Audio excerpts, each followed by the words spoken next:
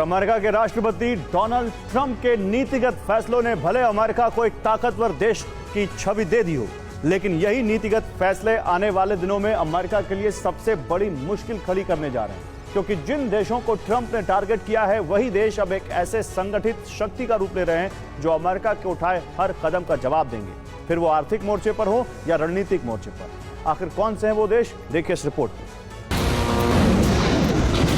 America एक शक्तिशाली देश है, पूरी दुनिया पर प्रभाव डाल सकता है, लेकिन दुनिया को अपनी उंगलियों पर चलाने की गलती कर बैठा। अदावत के मुहाने पर अमेरिका के राष्ट्रपति ट्रंप ने ऐसे कदम उठाए जिसने अमेरिका के सामने एक शक्तिशाली गुट निर्माण का रास्ता बना दिया।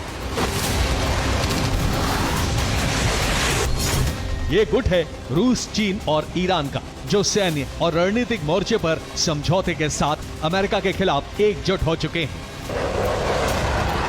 दरअसल ट्रंप ने मध्य पूर्व में ईरान को आक्रामकता दिखाई, उस पर हमले किए और आगे भी हमले करने की चेतावनी दे रहे हैं। ये सोचकर कि शायद दुनिया में अमेरिका जिस गुट का नेतृत्व करता है उससे कोई मुकाबला नहीं कर सकता।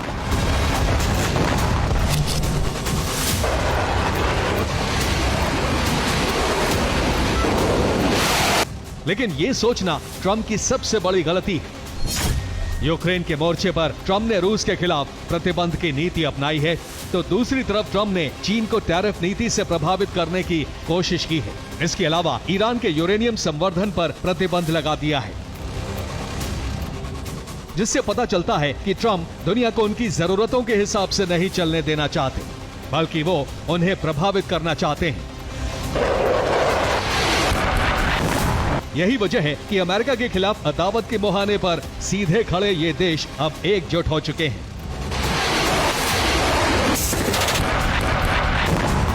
हालांकि रूस, चीन के रणनीतिक कदम सीधे अमेरिका को संकट में नहीं डालते, लेकिन ईरान को सामने रखकर ये देश अमेरिका को बड़ा नुकसान पहुंचाने के लिए तैयार हो चुके हैं। यही वजह है कि ईरान के न्यूक्लियर प्रोग्राम को अब रूस, चीन मिलकर पूरा करेंगे और ईरान को हमले से बचाने के लिए उसकी ताकत भी बढ़ाएंगे। हालांकि ये कोई घोषणा नहीं है, लेकिन ईरान का यही दावा है, जो ईरान के एक प्रवक्ता के आधिकारिक बयान में दर्ज है, जिसमें कहा गया है कि यूरोप ने संयुक्त राष्ट्र के प्रतिबंध तुरंत लागू करने की कोशिश की है, जिसका मुकाबला करने के लिए रूस, चीन अब ईरान के साथ समन्वय कर रहे हैं। प्रतिबंध और संपत्ति जब्त करना अब गैर कानूनी प्रक्रिया है।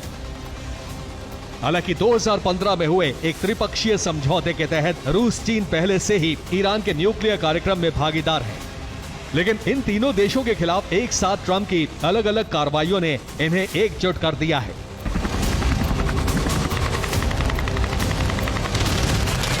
जो न सिर्फ ईरान के लिए न्यूक्लियर कार्यक्रम को आगे बढ़ाने का एक मुफीद अवसर बन गया है, बल्कि ईरान के लिए ताकतवर बनने का मौका भी है, जिसका प्रमाण है रूस और चीन से सप्लाई ईरान को हथियार, जिसका प्रमाण है कि ईरान ने S-400 air defence system activate कर दिए।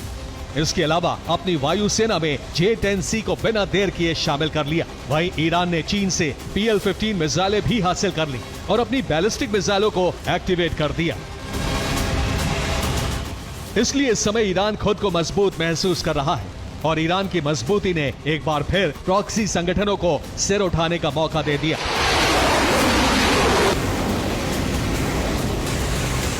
जिसकी पुष्टि ये तस्वीरें करती हैं। ये हूती की यमन से दागी बैलिस्टिक मिसाइल है, जो इजराइल की वायु सीमा में दाखिल हुई।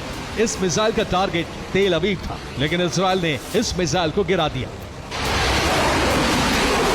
इसी मिसाइल हमले के बाद सेंट्रल इजराइल में रेड अलर्ट जारी किया गया।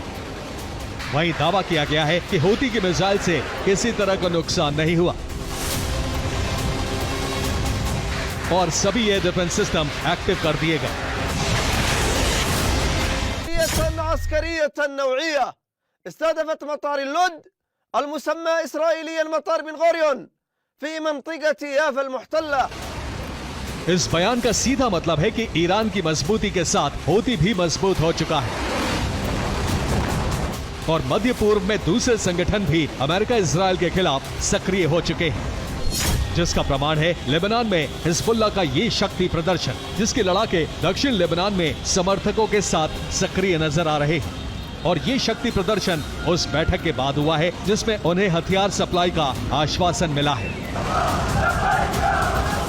जो बताता है कि ट्रंप ने ईरान, रूस, चीन के खिलाफ एक्शन तो लिया, लेकिन उनके नीतिगत फैसलों ने अमेरिका और इजरायल के लिए भविष्य का संकट खड़ा कर दिया है। Bureau report, TV9।